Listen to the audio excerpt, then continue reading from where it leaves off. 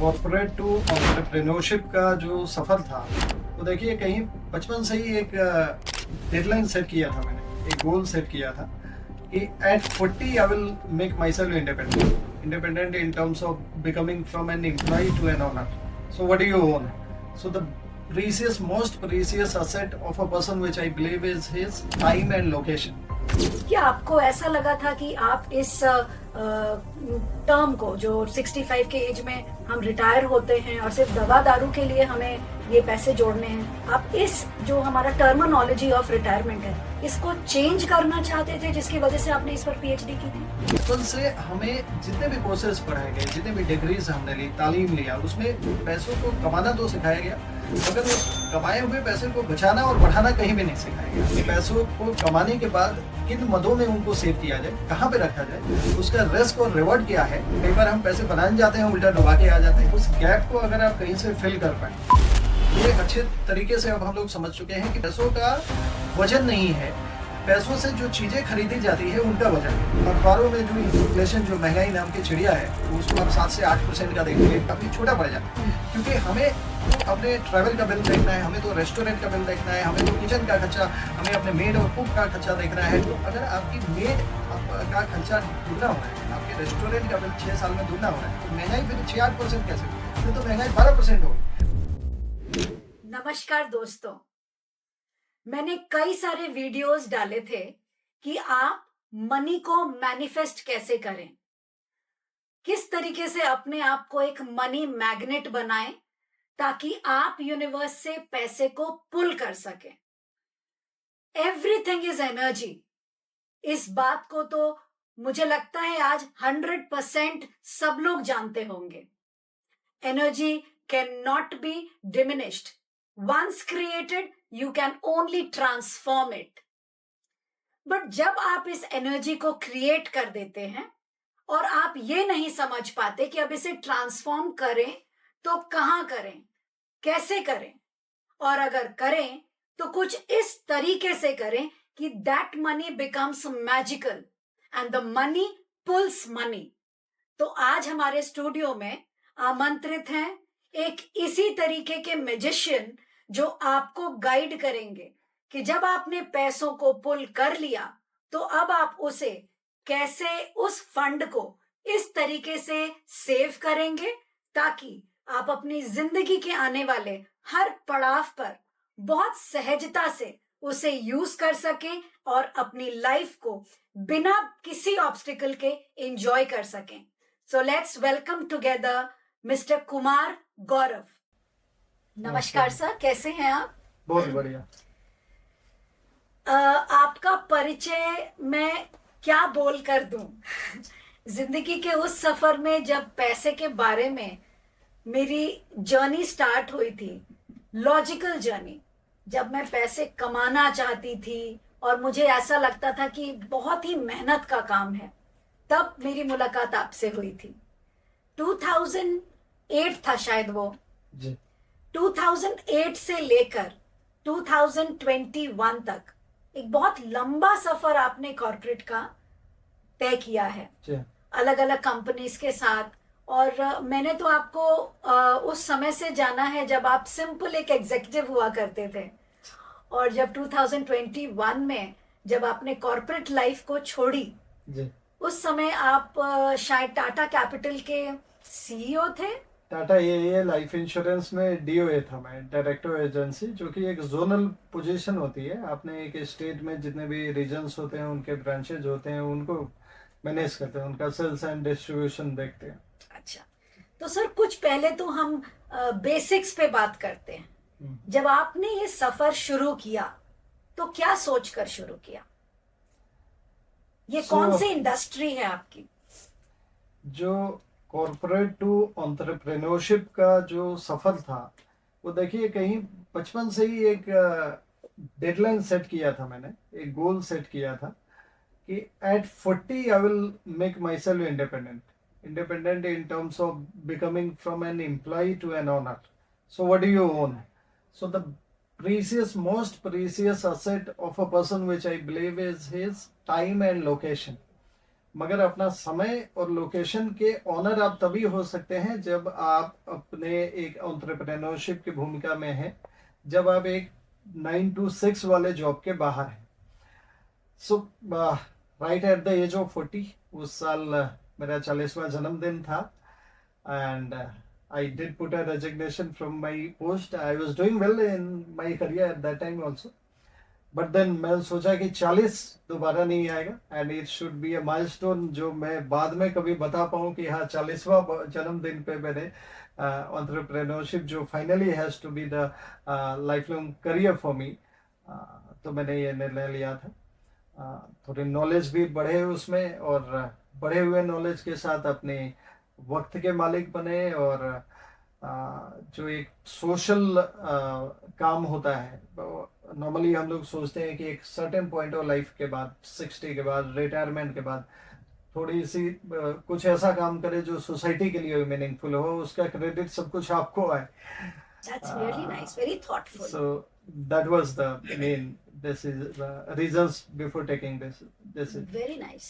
So जितना मैंने आपकी ऑटोबायोग्राफी में पढ़ा है, आपने लिखा है कि आपने पीएचडी की है रिटायरमेंट प्लान्स के ऊपर। जी। Why did you pick up this subject? Were you feeling that India is not taking a call on the retirement age?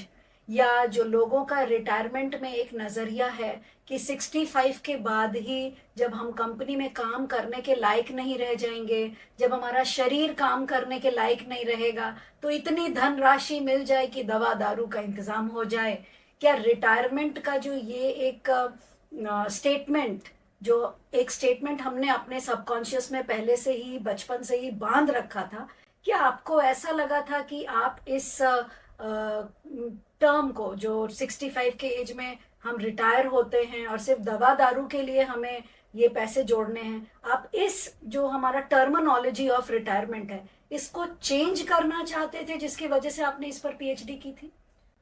देखिए, I will tell you what, जब भी कोई गैप होता है अंडरस्टैंडिंग के लेवल पे या मास स्केल पे, उस गैप को अगर आप कहीं से फिल कर पाए तो एक व्यापार भी बनता है और एक समाज सेवा के डायरेक्शन में भी आप काम करते हैं। सो आपने देखा होगा बचपन से हमें जितने भी कोर्सेज पढ़ाए गए, जितने भी डिग्रीज हमने ली, तालीम लिया, उसमें पैसों को कमाना तो सिखाया गया, मगर उस कमाए हुए पैसे को बचाना और बढ़ाना कहीं भी नहीं सिखाया गया। हमें बचपन से saving account, fix deposit account, stock market, economics, इनकी जानकारी फ्रंट लेवल पे नहीं मिली। हालांकि एक इकोनॉमिक्स का सब्जेक्ट होता था, मगर मुझे याद है कि जो उसमें पढ़ाई होती थी वो हम खाली परीक्षा देने के लिए, एग्जाम देने के लिए पढ़ते थे। पैसों को कमाने के बाद किन मदों में उनको सेव किया जाए, कहाँ पे रखा जाए, उसका रिस्क और रिवॉर्ड क्या है। कई बार हम पैसे बनाने जाते हैं, उल्टा डुबा के आ जाते हैं, किसी असेट क्लास की समझ नहीं होती। तो पोस्ट रिटायरमेंट दो प्रकार के लोग हो गए, एक जिनके पास पेंशन है और एक जिनके पास पेंशन नहीं है। तो अब मान लीजिए जिनके पास पेंशन नहीं है, वो चाहे कितने बड़े ओहदे से भी रिटायर हुए हो, अगर तो जो फेयरवेल का एक गुलदस्ता उनके हाथ में थमाया जाता है एट 60 और at 65, whatever the retirement age is, तो mentally they are very insecure. क्यों इनसिक्योर होते हैं? क्योंकि शुरू से उन्होंने 30-35 साल किसी ऑर्गेनाइजेशन में गुजारे होते हैं। एक सेट पैटर्न पे उनका कैश फ्लो होता है, 30 तारीख को तनख्वाह आती है और फिर पूरे महीने का बजट बनाते हैं, और एक जिंदगी का एक पैटर्न होता है और काफी सिक्योरिटी होती है। जब 30 तारीख को आपको एक निश्चित तरह का मानी है, हर साल कुछ अप्रेजल होना है, कुछ प्रमोशन होना है, but at 60 everything at retirement stops.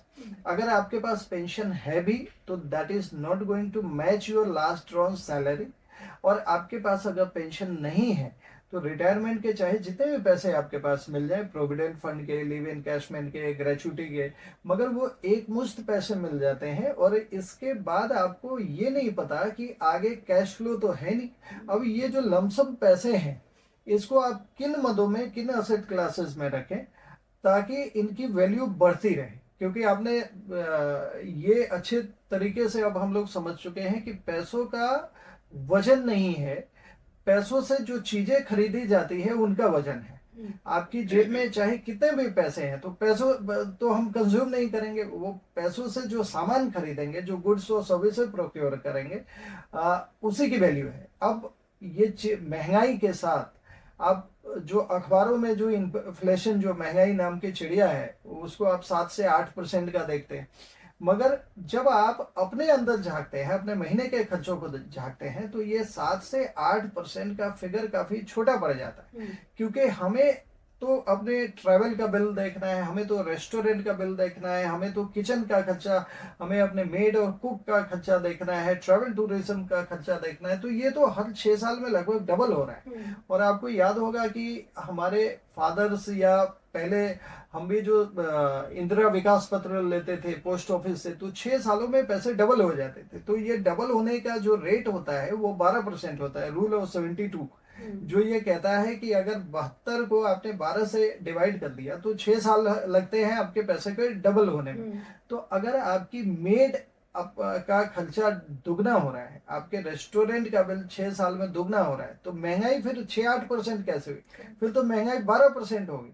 अब ये 12% की महंगाई को ऑफसेट करने के लिए आपने जो अपनी पूरी जिंदगी पैसे कमाए हैं, उनको कहीं ऐसी जगह रहना पड़ेगा जिसमें post tax return at least double digit में, तब तो जाके उसकी वैल्यू प्रिजर्व होगी।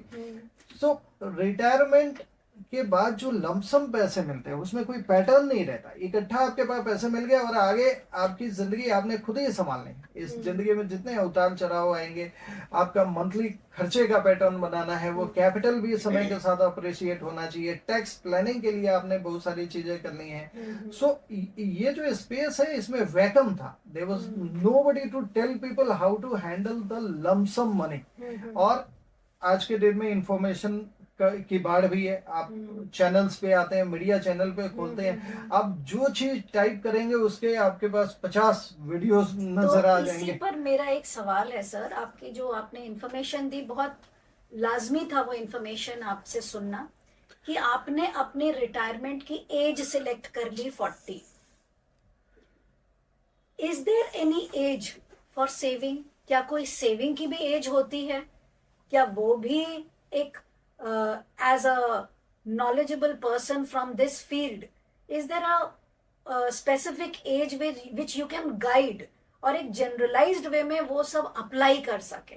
ऐसा नहीं है कि आप सिर्फ अपने पॉइंट ऑफ व्यू बता दें, आप एक इंस्ट्रक्शन दीजिए ताकि जनता, मेरे जैसी जनता, एक टाइमलाइन सेट कर सके कि भाई यहाँ से हमें सेव करना है।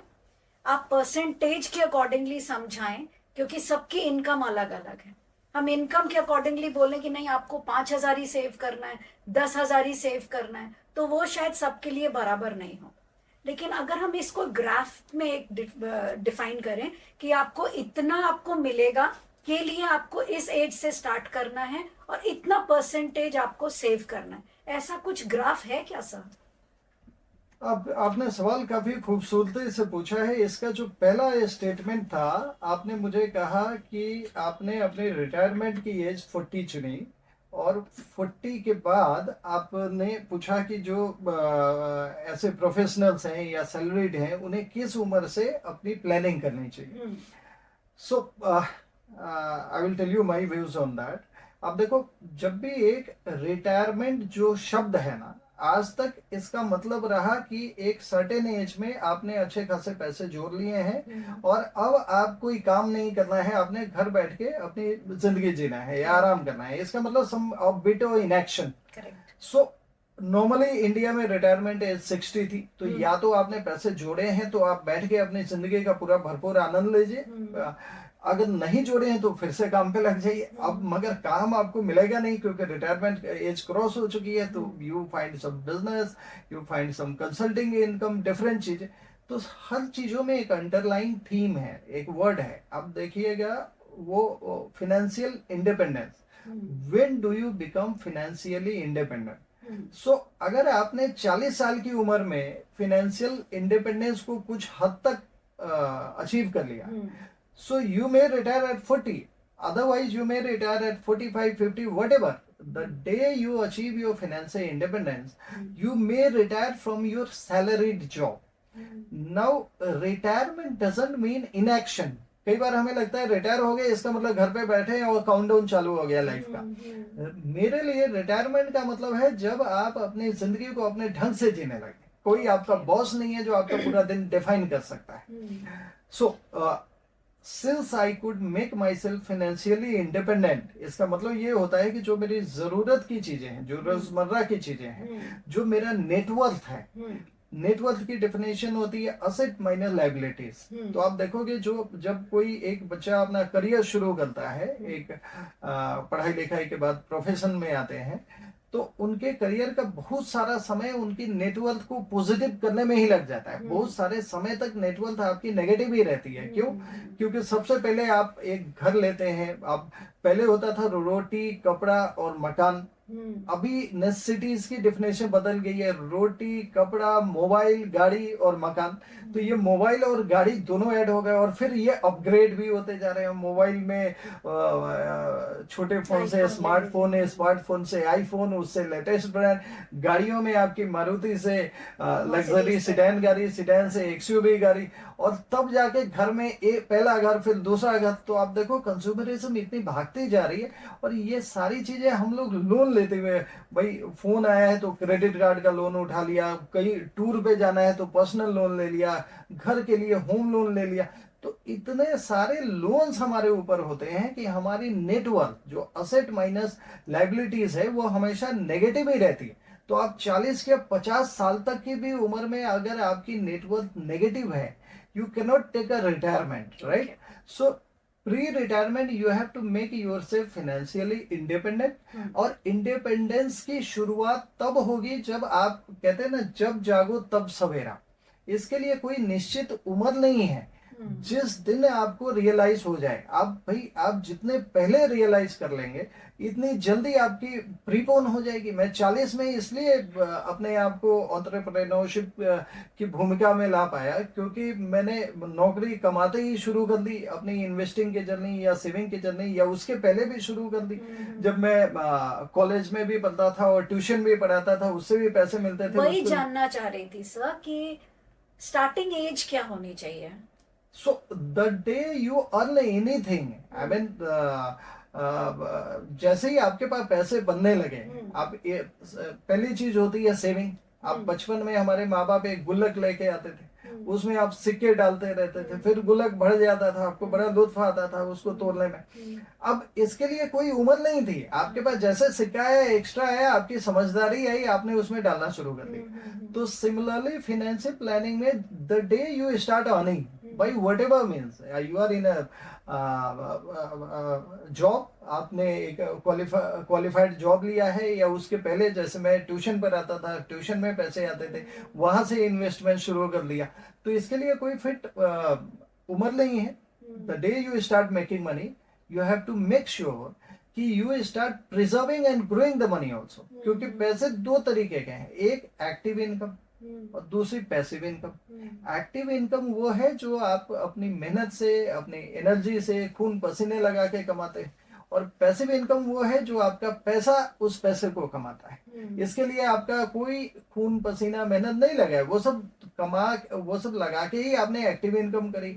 मगर जब ये पैसा आपके लिए पैसा कमाने लगता है, so they are two people who are working, एक आप भी काम करें, एक आपका पैसा भी काम करे। तो जो रिटायरमेंट आपने डिसाइड किया होगा 50 में होना है, वो थोड़ी 10 साल पहले आ जाएगी, प्रीपोन हो जाएगी। वही मेरे साथ हुआ, मैंने थोड़ा अर्ली कर लिया, so I at 40 I could take this risk. अब जैसे आपसे बात करते करते मेरे दिमाग में एक बात आ रही थी कि आपने सही बात बोली कि एसेट माइनस लाइबिलिटी आजकल माइनस में चल रही है, क्योंकि हम बहुत सारे लोन्स ले लेते हैं। तो आज के डेट में क्या सेविंग बच्चों को ही छोड़ दिया जाए कि जब वो उस लेवल पे पहुंच जाएं कि वो अर्निंग करने लगें तब वो सेविंग करें, कि इस प्लानिंग के लिए भी आज की डेट में, पहले तो हम लोग प्लानिंग किया करते थे एज अ पेरेंट कि बच्चों की शादी करनी है, फिर हम लोग प्लान करते थे कि रिटायरमेंट करना है। मुझे तो अब ऐसा लगता है कि पेरेंट्स को एक और पोर्टफोलियो भी ऐड कर देना चाहिए कि बच्चों को सेटल करना है, वो भी एक पोर्टफोलियो ऐड हो जाना चाहिए, ताकि बच्चा अर्न करे और सेव करे से पहले आपके पास एक प्लान होना चाहिए कि उसके सेटलमेंट तक आपके पास एडेड वैल्यू हो जो आप उसको दे सकें, ताकि आपके रिटायरमेंट प्लान में वो हिंड्रेंस ना क्रिएट करे। आपका जो पैसा आपने रिटायरमेंट के लिए रखा हुआ था, ऐसा ना हो कि आप उसी में से उसको भी दे रहे हैं सेटल होने के लिए, उससे आपका पोर्टफोलियो भी अनमैनेज्ड हो जाएगा। तो अगर एक नॉर्मल आदमी अपनी जिंदगी शुरू कर रहा है और उसने बहुत अच्छे से स्ट्रगल किया और उसकी एज है फॉर एग्जाम्पल 27, 28, आजकल के बच्चे ग्रेजुएशन और पोस्ट ग्रेजुएशन की एज यही होती है 27, 28। अब इस एज में वो सेविंग कितना कर पाएगा? शादी हुई, बच्चे हुए, स्कूलिंग हुई, घर हुआ, लोन हुआ, गाड़ी हुई, मोबाइल हुआ, घूमना है, फिरना है, बहुत सारी कुछ चीजें। अब उसके लिए पिलर की तरह तो उसके पेरेंट्स भी खड़े हुए हैं जो उनको सपोर्ट कर सके। तो दोनों जनरेशन्स को देखते हुए आप प्लीज मुझे ये सजेस्ट करिए कि मार्केट ओपन है अलग अलग डॉकेट्स के साथ, land, gold, mutual, FD, post office, ship, आपका शेयर्स मार्केट, स्टॉक्स, प्रॉपर्टी तो फर्स्ट में था ही, रियल एस्टेट। तो ये सारे डॉकेट्स को देखते हुए, as I always heard from you, we should not keep all the eggs in one basket. Agreed. लेकिन ज्यादा एग्स कौन से बास्केट में रखना चाहिए, कौन सा बास्केट ड्यूरेबल है जो ज्यादा एग्स को संभाल पाएगा और जो हमारी इन्फ्लेशन रेट है उसको मैच अप कर पाएगा। बिकॉज डेफिनेटली आज की डेट में ग्रोथ का कोई रेट नहीं है। आपकी आंख में कोई चीज भाग गई, अगले दिन जिद पकड़ ली हमें तो चाहिए, और उस जुनून में आपने सारे बास्केट्स तोड़ दिए, अंडे भी फूट गए। So please suggest in a very layman language कि इन सारे जो भी हमारे पास अलग अलग डॉकेट्स हैं जिसमें we can invest our funds, which is the best one which can satisfy all the people in all the ages, in all the circumstances. So आपके सवाल में 3-4 सवाल आ गए, मैं एक एक करके सब सवालों के जवाब देने की कोशिश करता हूँ। सबसे पहले आपने पूछा कि जो एक बच्चा है 26 साल का, वो कैसे प्लानिंग करे, क्योंकि वो जो शुरुआत कर रहा है तो उसे बहुत सारी चीज़ें करनी है। ज़िंदगी शुरुआत किया है तो घर लेना है, गाड़ी लेनी है, बच्चों की पढ़ाई फिर देखनी है, वो मिडिल एज में आ जाता है।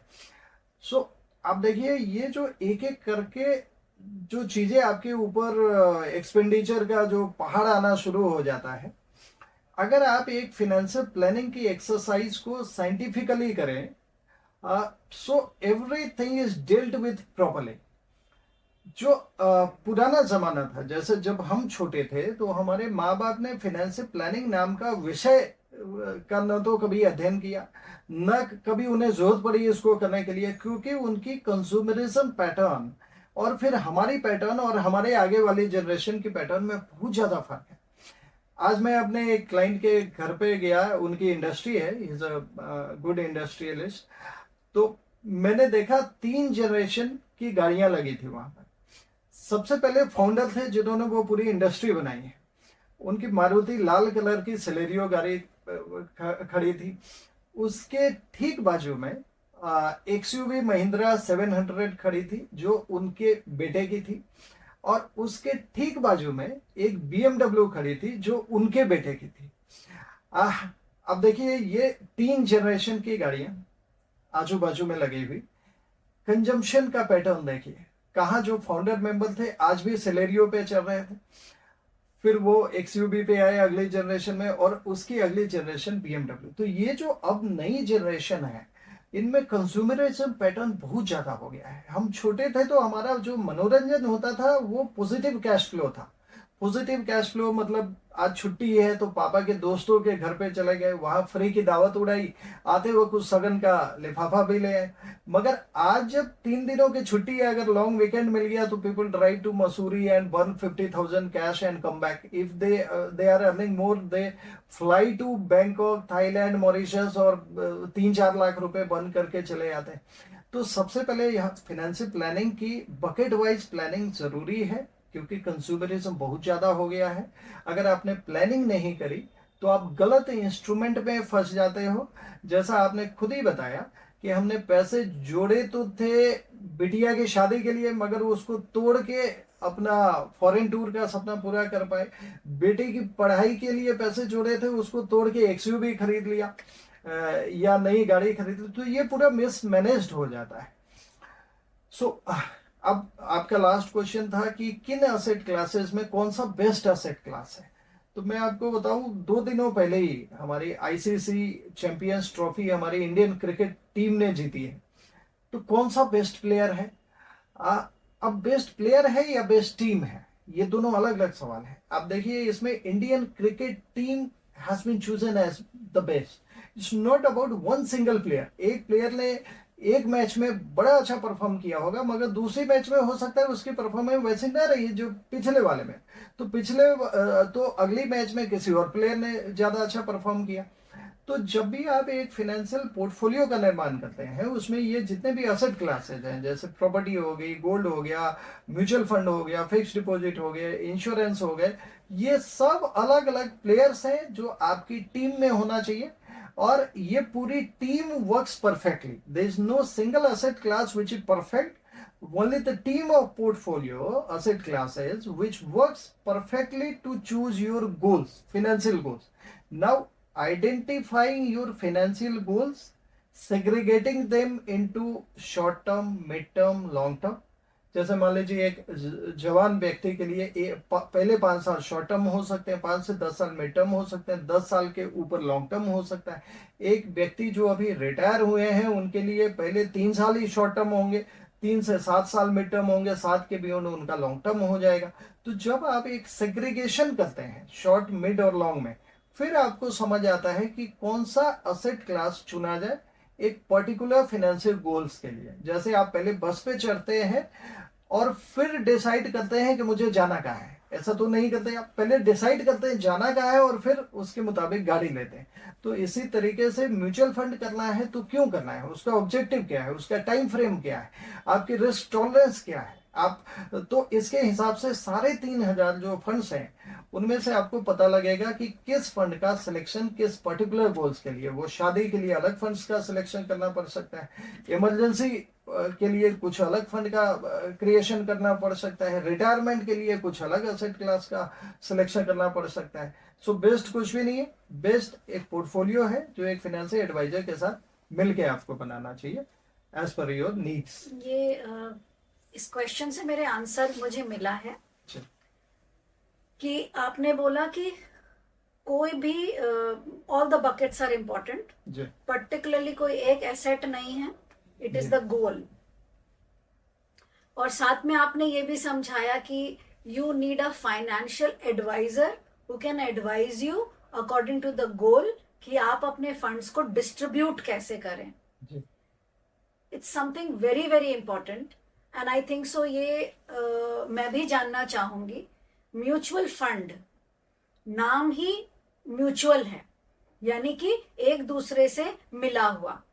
सो म्यूचुअल फंड का मतलब है आपका फंड है जो म्यूचुअली मैनेज किया जाता है अलग अलग सेक्टर्स में। वो इंडस्ट्रीज भी हो सकती है, गोल्ड भी हो सकता है, रियल भी हो सकता है, मिड कैप भी हो सकता है, निफ्टी भी हो सकता है, बहुत सारे नाम हैं, उन सब में डिवाइड किया जा सकता है।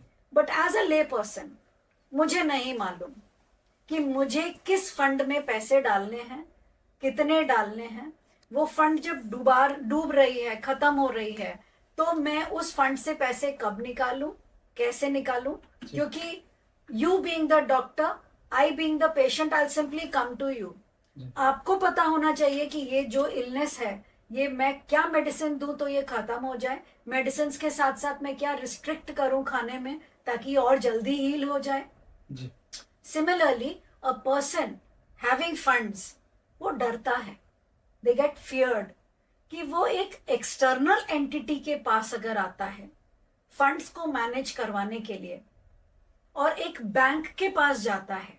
मेरे क्वेश्चंस इसमें से ही बहुत सारे निकल रहे हैं, फिर मुझे लगता है आपको 4-5 क्वेश्चंस इकट्ठे पूछ रही हूँ, अब 1 by 1 बताइएगा। म्यूचुअल फंड्स तो मुझे समझ में आ गया।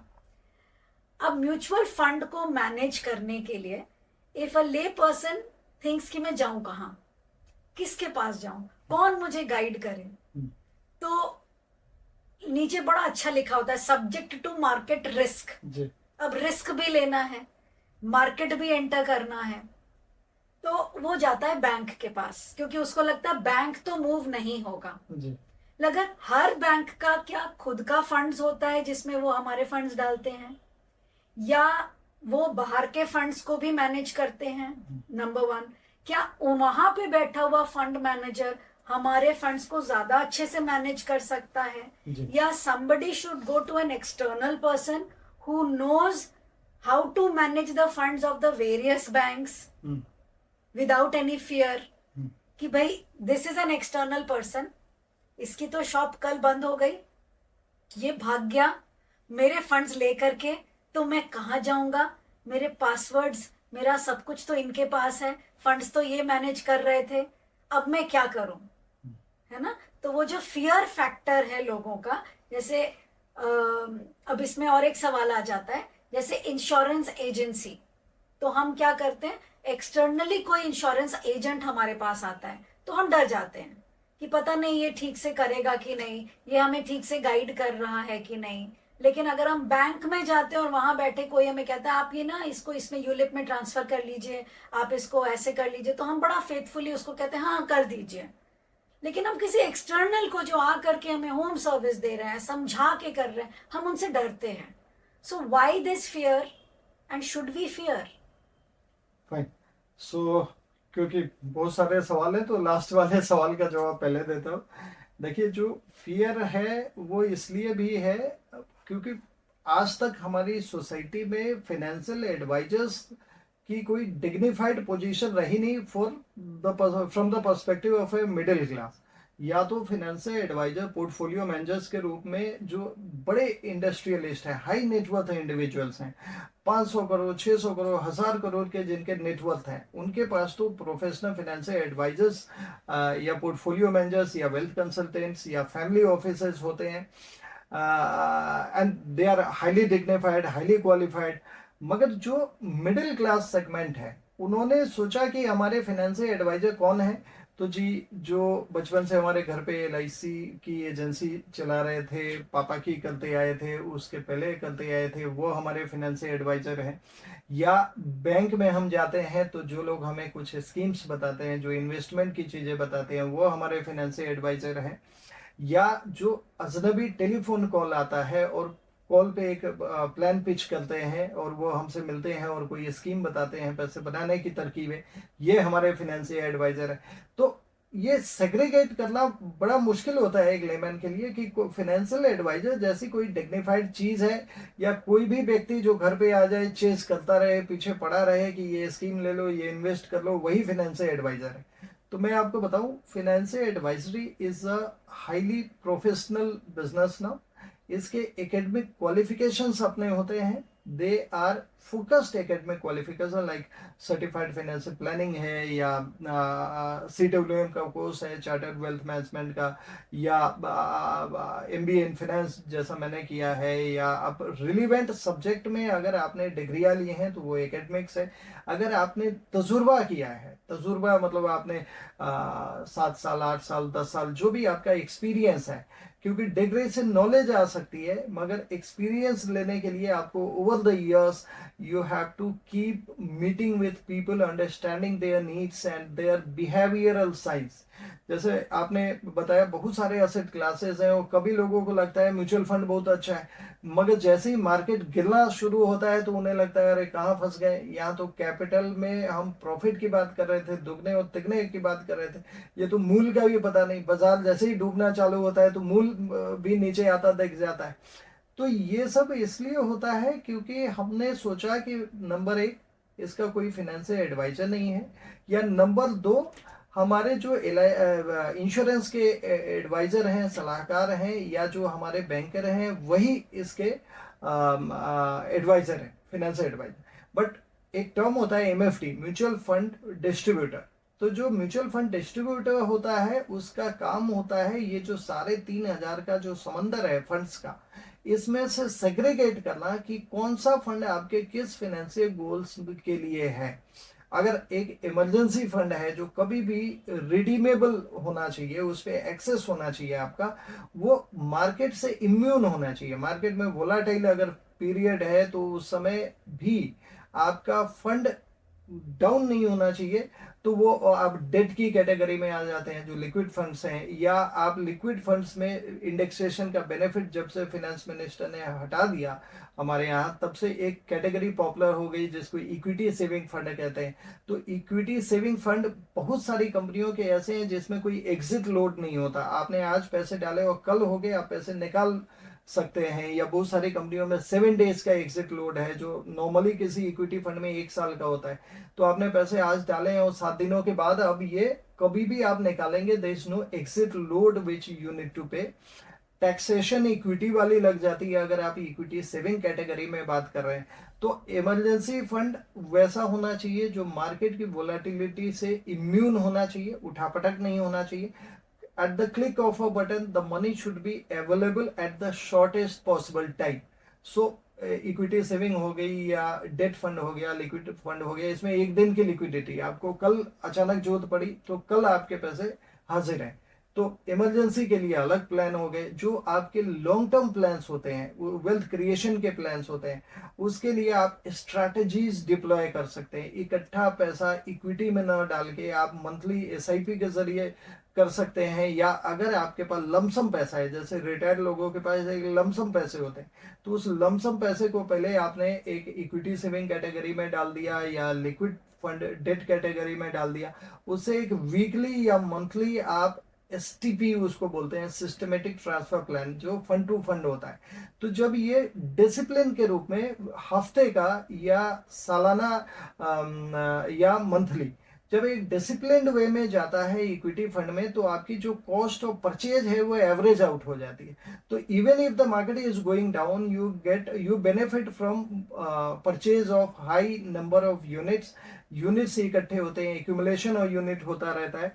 और 5 years down the line or 7 years, 10 years down the line, when market acquires a new high, तो चूंकि यूनिट्स आपने काफी ज्यादा इकट्ठे किए हुए हैं, तो आपकी वैल्यू, फंड की जो वैल्यू होती है वो अचानक से शूट अप आपको दिखती है। तो financial advisor, mutual fund distributor जो होते हैं, उनका काम, उन्हें पता है क्योंकि उन्होंने ओवर द ईयर्स इनको स्टडी किया है, उन्हें पता है कि कौन से फंड में क्या एग्जिट लोड है, कौन से फंड का कितना स्टैंडर्ड डेविएशन है, बाजार के हिसाब से कितना वोलाटाइल रह रहा है, और कौन सा फंड किस फाइनेंशियल गोल को सूट करता है। तो वो आपको उसको चयन करने में सहायता करते हैं। एक सवाल और आपका कि बैंक में जाके हमें लगता है कि ये बैंकर तो सुरक्षित है, यहाँ इसके ऑफिस है, यहाँ इसका बैंक है, और फाइनेंशियल एडवाइजर जो घर पे आया है कहीं भाग गया, कहीं चला गया, तो क्या होगा। तो मैं आपको बताऊं, financial advisory is much of a personalised game. जैसे आप ऐसे समझिए कि कोई डॉक्टर है, वो पेशेंट की ट्रीटमेंट करता है, तो जो दवाइयां हैं वो डॉक्टर नहीं बनाता, वो दवाई की कंपनीज बनाती है, जो मैन्युफैक्चरर्स होते हैं। और डॉक्टर की पढ़ाई लिखाई किस बात की होती है, उसकी पढ़ाई लिखाई पेशेंट की एनाटॉमी की होती है, और एक्सपीरियंस से उसे पता चलता है कि किसी एक ही बीमारी की और एक ही दवाई का असर अलग अलग पेशेंट पे अलग अलग होता है।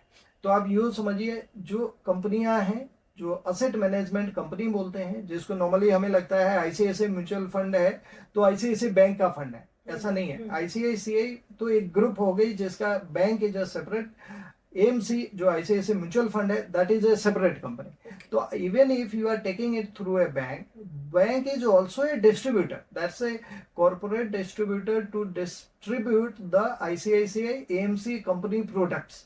तो जो बैंक के अंदर जो व्यक्ति बैठा है वो आपका लाइफ लॉन्ग तक फाइनेंशियल एडवाइजर हो ही नहीं सकता। क्यों नहीं हो सकता?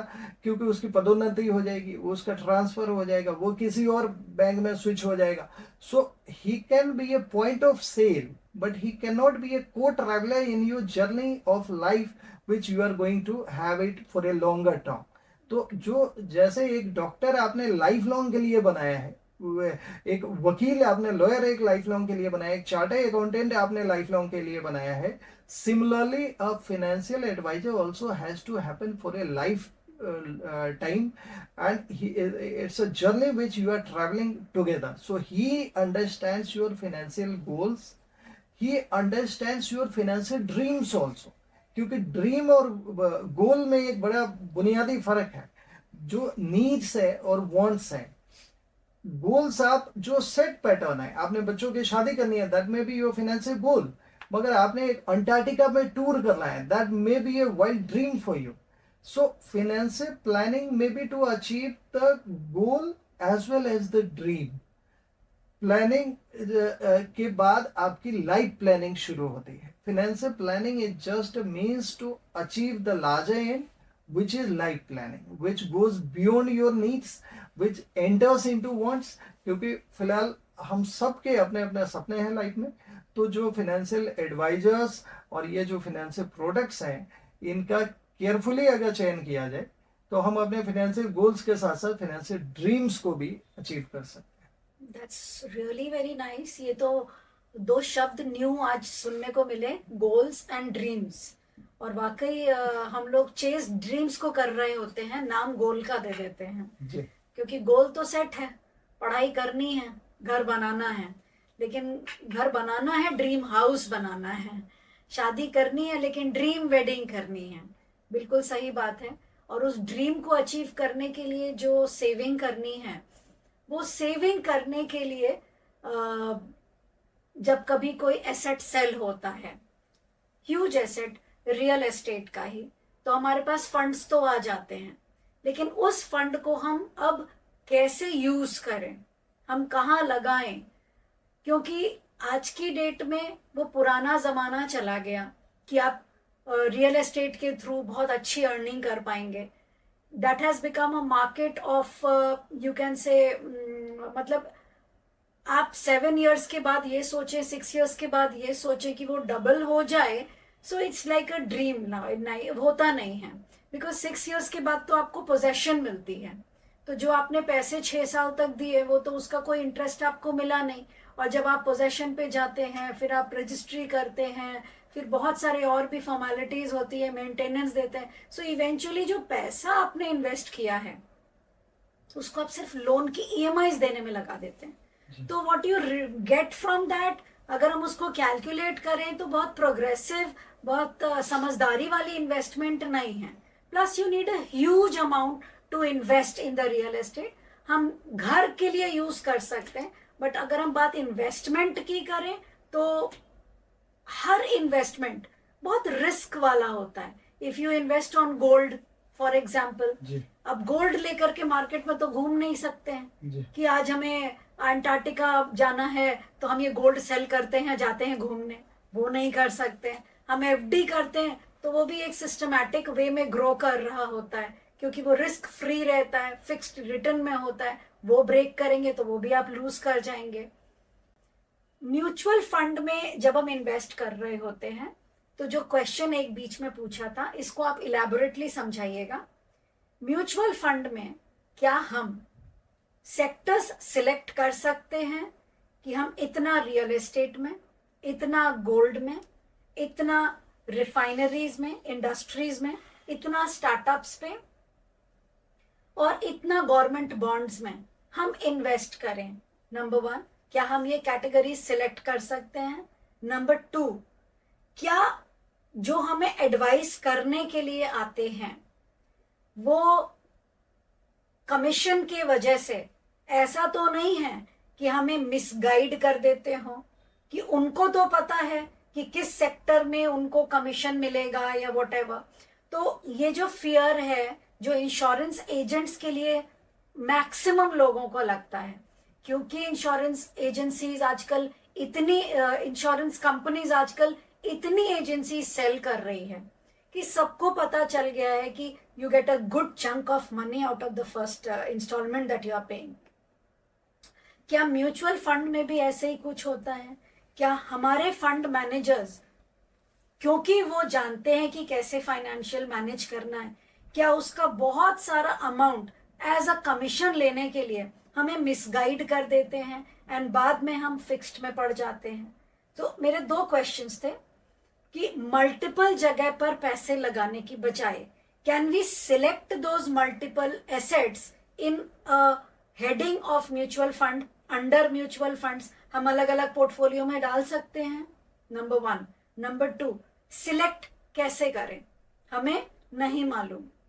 जिसे मालूम है वो क्या हमें अपने बेनिफिट्स देखते हुए गुमराह कर सकता है, और अगर कर सकता है तो हम उसे पकड़ें कैसे? Okay. So again, I will segregate your question in two parts, क्योंकि आपने बड़ा रिलेवेंट चीज़ों को छुआ था। पहले आपने कहा था कि प्रॉपर्टी में पहले ये ऐसा माना जाता था कि बहुत ज़्यादा रिटर्न है, और हमने सबसे ज़्यादा जो इन्वेस्टमेंट करी, या जो पहली तनख्वाह मिलने के बाद जो पहला गोल होता है वो एक घर में पैसे लगाने का होता है। So that has been an obsession into our country, property and gold, कि प्रॉपर्टी खरीद लो या गोल्ड खरीद लो, ये तो खाली ऊपर ही जाता है, इसमें कोई रिस्क नहीं है। ऐसा हमारे पिताजी ने बताया, हमारे पिताजी को उनके पिताजी ने बताया, उनके पिताजी ने उनको बताया, तो पीढ़ी दर पीढ़ी ऐसा चलता रहा। और फिर ऐसा ही जब हम share market, stock market, mutual fund के बारे में बातचीत करते हैं, तो पीढ़ी दर पीढ़ी जुए वाला समझ आता रहा कि हमारे पिताजी के पिताजी को शेयरों में पैसे लगाए और उन्होंने नुकसान कर दिया। फिर उन्होंने अपने बाल बच्चों को कहा कि ये तो जी जुआ है, मगर खाली तुम्हें प्रॉपर्टी और गोल्ड में लगाना है। फिर ये भी पीढ़ी दर पीढ़ी चलता रहा। अब मैं इसमें एक बुनियादी बात कहता हूँ आपको, जो असेट क्लास की रिटर्न है, किसी भी पर्टिकुलर असेट क्लास की, उसमें रिटर्न कितना आता है वो आपके खुद के बिहेवियर पे भी ज़्यादा डिपेंड करता है। जैसे आप अगर एक कोई प्रॉपर्टी लेते हैं किसी भी जगह पे, आप गुड़गांव में लें, आप नोएडा में लें, आप जहाँ पे भी रहते हैं, आप प्लॉट लें या फ्लैट लें, तो प्रॉपर्टी को आप जब भी किसी को बताएंगे तो आप बताएंगे 5,000 स्क्वायर फीट की प्रॉपर्टी ली है, या एक मकान लिया है, या 200 गज जमीन लिया है। अगर आप गोल्ड खरीदते हैं तो आपके दिमाग में, बैक ऑफ द माइंड में क्या रहता है कि ये गोल्ड में कितने तोला आपने सोना लिया है, कितने ग्राम्स हैं, कितने सिल्वर के कॉइन्स हैं। So always you see all these asset classes in terms of not value, rather the size और यूनिट्स के रूप में देखते हैं। मगर जब आप एक म्यूचुअल फंड खरीदते हैं तो आपके दिमाग में हमेशा रहता है कि मैंने 10 लाख का म्यूचुअल फंड खरीदा है, या 5 लाख का खरीदा है, या 1 करोड़ का खरीदा है, और आप नेक्स्ट डे से ही उसकी वैल्यू की चिंता करना शुरू कर देते हैं कि आज इसकी वैल्यू नीचे आ गई, 2 लाख नीचे आ गई, आज इसकी वैल्यू 4 लाख ऊपर आ गई। तो जब वैल्यू ऊपर आती है तो आपको मजा आता है, आपको लगता है आप गेन कर गए, और जब वैल्यू नीचे आती है तो आपको लगता है नुकसान होना चालू हो गया। जबकि नुकसान कभी नहीं होता, वो एक नोशनल चीज है जो डेली अप डाउन होती है डेली, क्योंकि मार्केट का जो लेवल है ये ट्रांसपेरेंटली एक मीटर पे चलता रहता है। वहीं पे जो आपने प्रॉपर्टी ली है, प्रॉपर्टी लेने के बाद आप 5 साल 10 साल एक लॉन्ग टर्म में आश्वस्त होकर बैठते हैं कि ये प्रॉपर्टी मैं उस दिन बेचूंगा जब इसका भाव मनवांछित हो जाए, जब बढ़ जाए तभी मैं बेचूंगा। आप डेली इसकी मोल भाव करते नहीं है, और ऐसा कोई मीटर कहीं भी लगा नहीं है कि उस प्रॉपर्टी का आपको भाव बताए, क्योंकि ये डील में जब दो पार्टीज बैठती हैं तो उस टेबल पे ही डिस्कशन होती है। So number 1, you put sizable chunk into property, you calculate in terms of number of units and not value, you don't get bothered every week or every month की value क्या ऊपर हो रही है क्या नीचे हो रही है, या यूं कहें कि आपको कोई मीटर ही नहीं दिखता है, तो आप बिल्कुल आश्वस्त रहते हैं कि कभी ना कभी तो ये प्रॉपर्टी बढ़ी जाएगी। मगर the moment you enter into A stock और म्यूचुअल फंड, आप डेली उसका भाव देखते हैं, और आपको डेली ग्रीन देखना चाहिए तो आपको मजा आता है। जैसे ही बाजार का करेक्शन साइकिल चलता है और आपको रेड देखना चालू हो जाता है तो आप कहते हैं आज मेरा 2 लाख का लॉस हो गया, आज मेरा 5 लाख का लॉस हो गया। कई बार ये लॉस और गेन की परिभाषा क्या है? Sale minus cost equal to gain या लॉस।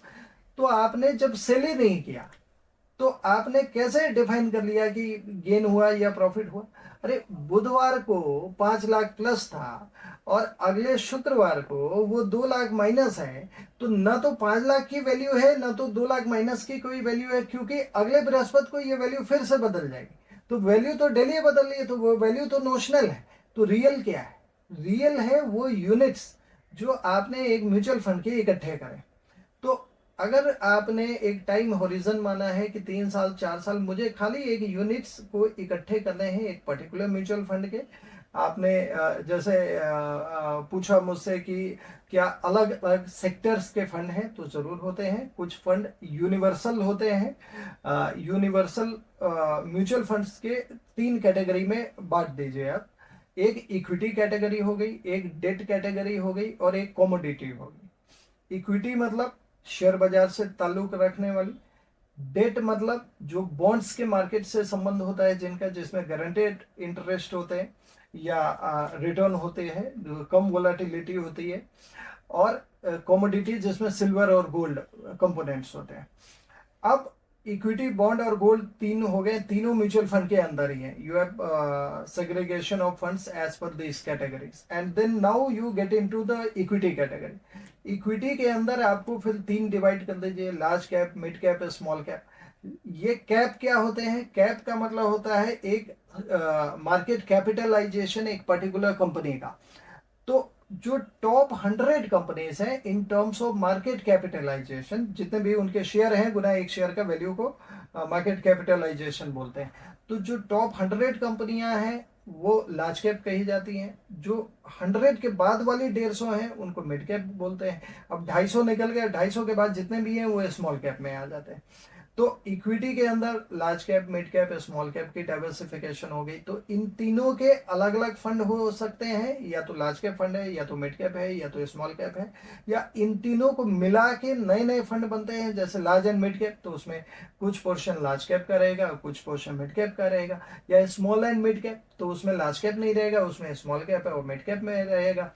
फिर कुछ हाइब्रिड फंड बनाए जाते हैं जिसमें इक्विटी क्या कुछ परसेंटेज ले लिया और कुछ बॉन्ड का परसेंटेज ले लिया।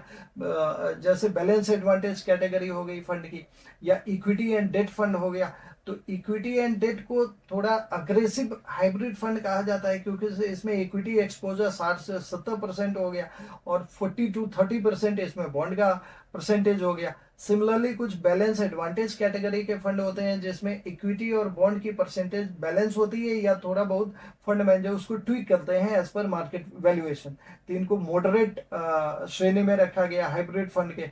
कुछ जो बिल्कुल ही कंजर्वेटिव फंड्स होते हैं जिसमें डेट की परसेंटेज बहुत ज्यादा होती है, तो ऐसे हाइब्रिड के कैटेगरी के फंड हो गए। एक और एसेट क्लास है जो आजकल काफी प्रसिद्ध है, उसको मल्टी एसेट फंड बोलते हैं। उसमें इक्विटी भी होता है, बॉन्ड भी होता है, और कमोडिटी मतलब सिल्वर गोल्ड भी होते हैं। तो ये तीनों एसेट क्लासेस एक फंड के अंदर वो मल्टी एसेट कैटेगरी होती है। तो जब भी एक फाइनेंशियल एडवाइजर के पास आप जब जाएंगे, तो अगेन जो आपका रिस्क टॉलरेंस है, जो आपका टाइम होरिजन है किस चीज का, आपके फाइनेंशियल गोल्स का, उसके मुताबिक आपको एक म्यूचुअल फंड का जो सलाहकार है वो फंड चुन के देता है। जैसे मान लीजिए आपका 6 महीने का ये टाइम होरिजन है, तो 6 महीने का भी फंड है। अल्ट्रा शॉर्ट टर्म फंड होते हैं, आपको 6 महीने तक पैसे रखने हैं कहीं पे भी और 6 महीने के बाद इस्तेमाल है। तो you can not go into an equity fund, you have to keep it into ultra short fund. अगर आपने 2 साल बाद बेटे की शादी कर ली है, तो इसके लिए हो सकता है एक मल्टी एसेट फंड जिसमें गोल्ड सिल्वर का भी एक्सपोजर है, इक्विटी भी है, बॉन्ड भी है, उसकी चयन आप करें। एक लॉन्ग टर्म वेल्थ क्रिएशन, आप 10 साल में रिटायर होना चाहते हैं, तो उसके लिए आप प्योर इक्विटी फंड जिसमें लार्ज, मिड और स्मॉल का मार्केट वैल्यूएशन के हिसाब से या आपकी रिस्क टॉलरेंस के हिसाब से वो पोर्टफोलियो बनाया जाता है। तो it's a deeper science, and for a deeper science you need a really intelligent advisor to help you in this journey, and it happens like that. Hope I could answer. आपने last वाले answer में ही मेरा ही answer बोल दिया। जितनी knowledge आपके पास है और आप बिल्कुल सीक्वेंस में बताते चले जा रहे हैं कि फंड्स को किस किस तरीके से हम सेव कर सकते हैं म्यूचुअल फंड में। इनफैक्ट इससे मेरे मन में यही आ रहा था कि only an expert can guide you, and since you have so much of knowledge और बड़ा डीपली आपने इसको स्टडी भी किया है, और आप 400 फैमिलीज का फंड मैनेज कर रहे हैं, और आज की डेट में आप का पोर्टफोलियो कितना है?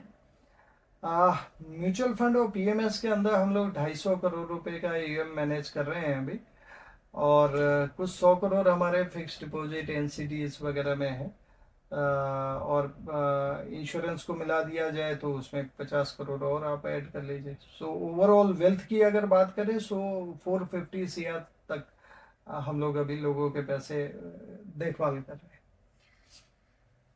How do you manage that?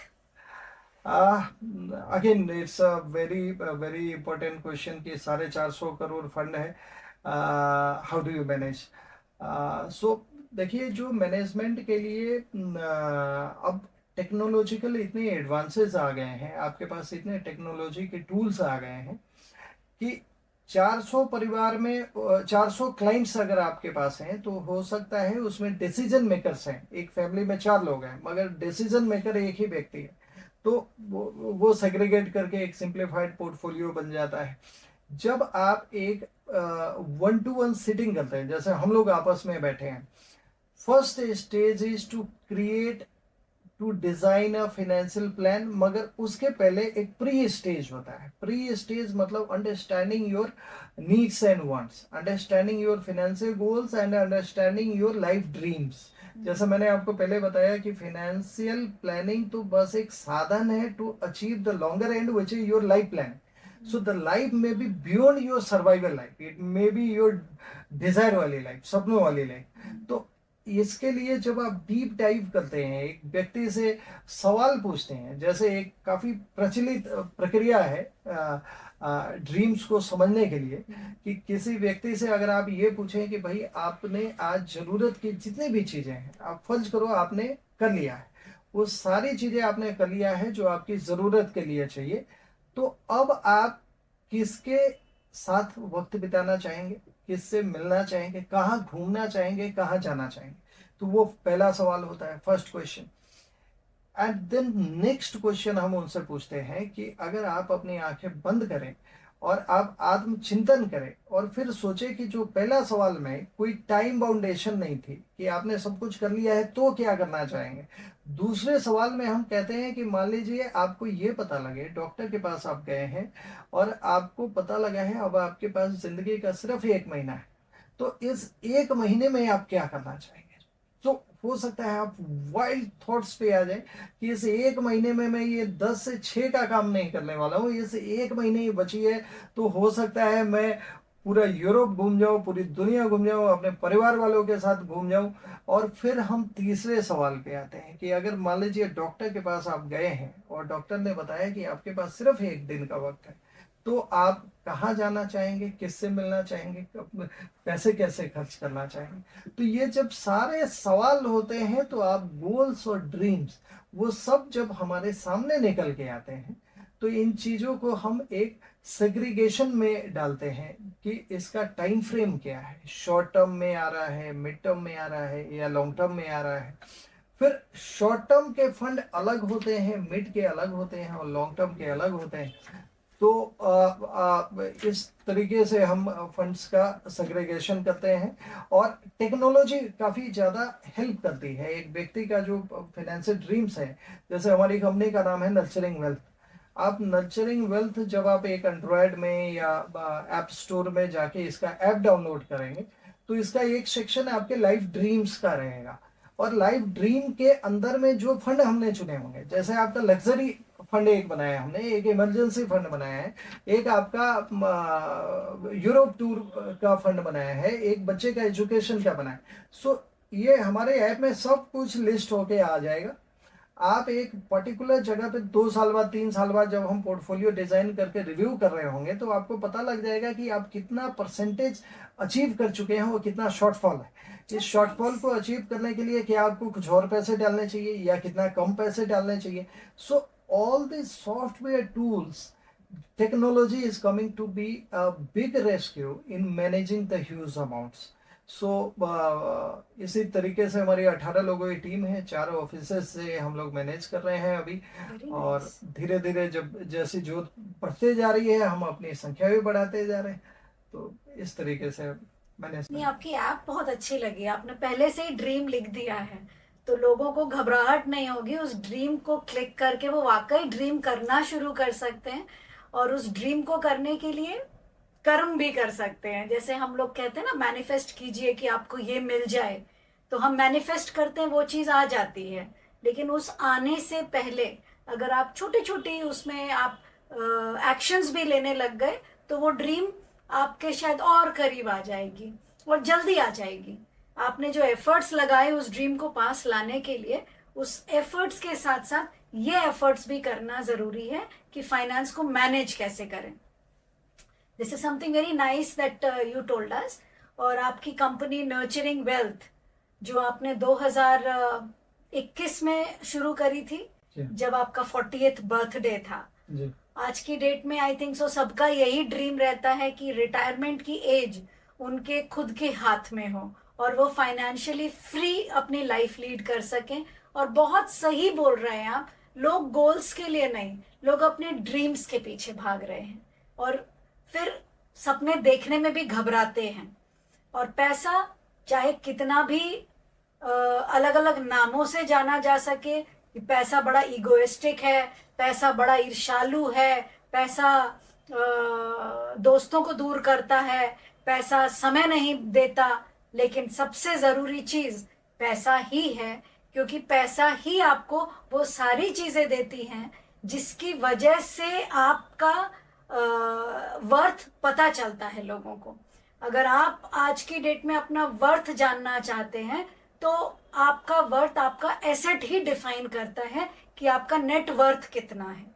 बहुत ही इम्पोर्टेंट एस्पेक्ट ऑफ लाइफ है और आपने बहुत ही ब्यूटीफुल तरीके से अपनी नॉलेज के साथ लोगों को गाइड किया कि पैसे को कैसे मैनेज करें, कहाँ फंड्स को लगाएं.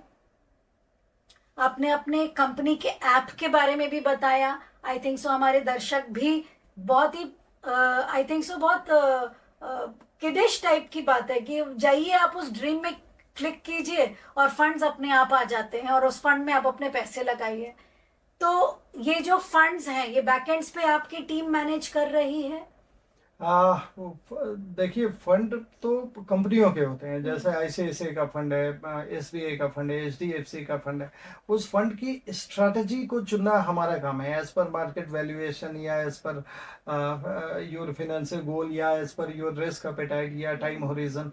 तो फंड मैनेजर का काम होता है फंड के अंदर स्टॉक्स को मैनेज करना, फंड्स का सिलेक्शन करना हमारा काम है. हमारी रिसर्च की टीम है जो 3000 फंड में कौन से फंड का चयन किया जाए, कब हम पोर्टफोलियो की 2 बार साल में बाई एनुअल अपने क्लाइंट्स के साथ बैठते हैं, समीक्षा करते हैं कि हमने जो डिसाइड किया था हम राइट पाथ पे हैं या नहीं है. कुछ रिस्ट्रक्चर करना हो, कुछ टैक्स के हिसाब से, जैसे मार्च महीना आ रहा है तो इसमें एक टैक्स हार्वेस्टिंग काफी इंपॉर्टेंट चीज होती है. म्यूचुअल फंड में 1.25 लाख रुपए तक का टैक्स एग्जेम्पशन मिलता है हर पैन कार्ड पे हर व्यक्ति को.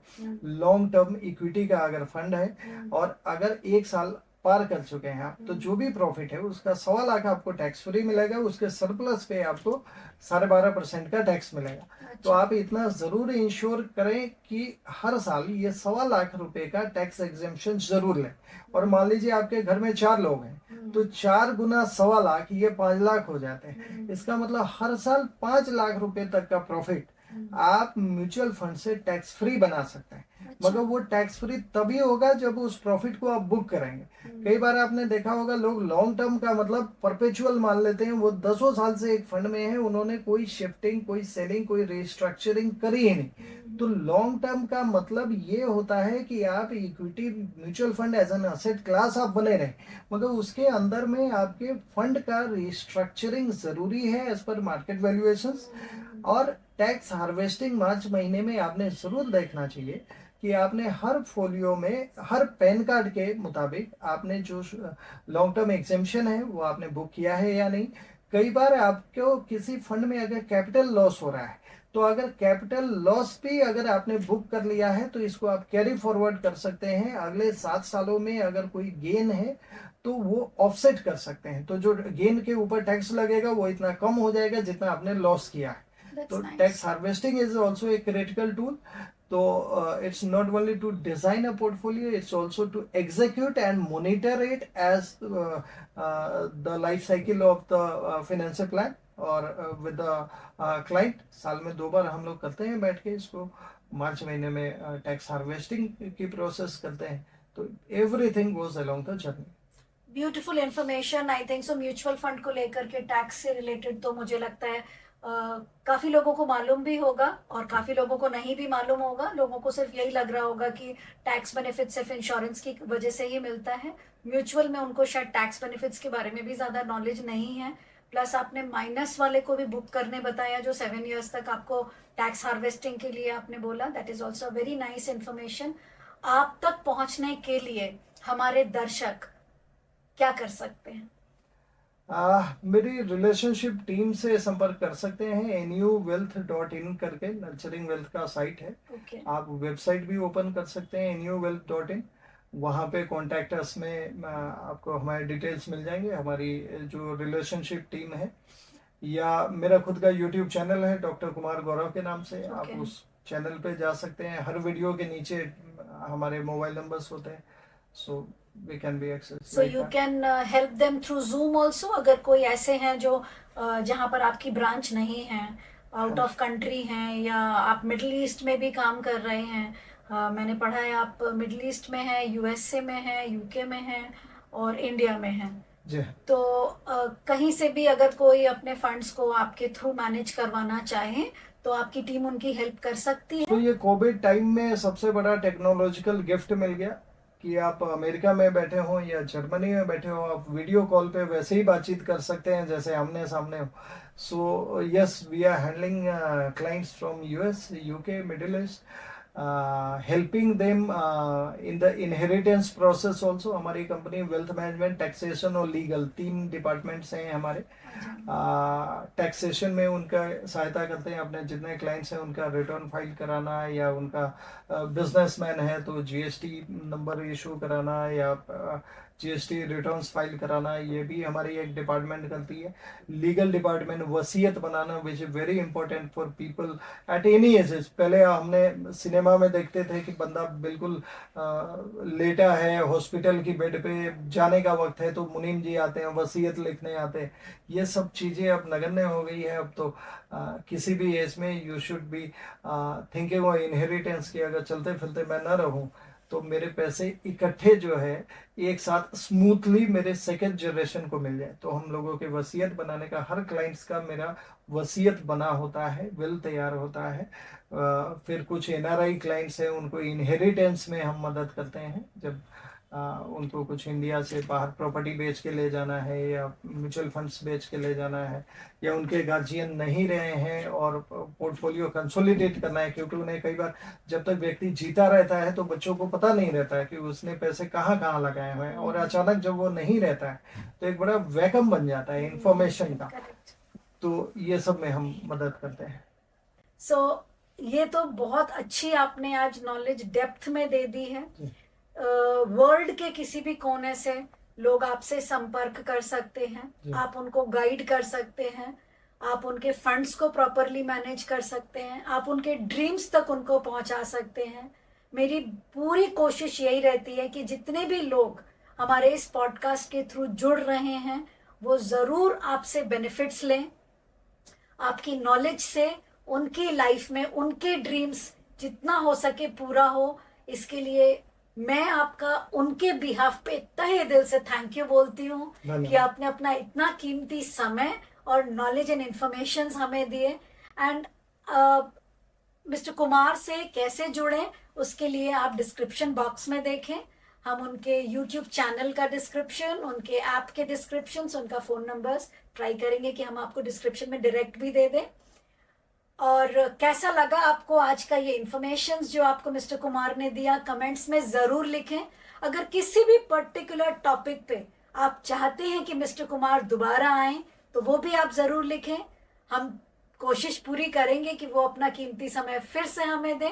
तब तक के लिए बहुत बहुत धन्यवाद। Thank you very much. धन्यवाद।